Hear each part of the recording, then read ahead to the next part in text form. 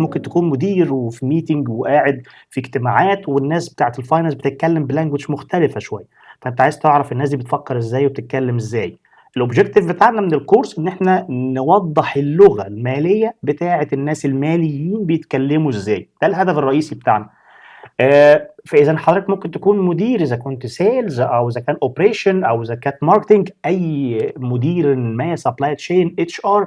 أنت مطلوب تعرف الناس دي بتفكّر إزاي أو بتتكلّم إزاي، لإن إحنا يمكن بقية الإدارات ممكن تتفاهم معاها، لكن الإدارة المالية الlanguage بتاعتهم بتبقى مختلفة شوية، فإحنا عندنا objective من الcourse إن إحنا نوضّح المصطلحات المالية، ده الهدف الرئيسي بالنسبة لنا، إزاي الناس الماليين بيتكلّموا أو بياخدوا قرارات، لإن أنت بتقعد معاهم في الاجتماعات بتلاقيهم بياخدوا قرارات أنت مش عارف هم خدوا القرار ده على أنهي أساس.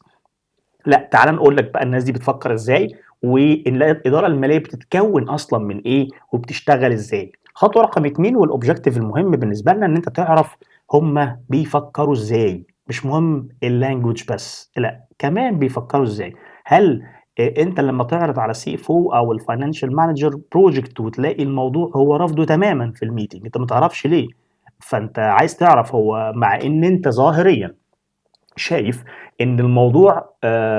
مُربح جدًا، فأنت how come إن الراجل الfinancial بيرفضه؟ أنا مش فاهم، فأنت دايمًا تلاقي إن عندهم أنت فاكر إن عنده مشكلة، تعالَ تعرف هو بيفكّر إزاي، يبقى أنت الcourse مهم ليك إنك تعرف الناس الfinance بتفكّر إزاي،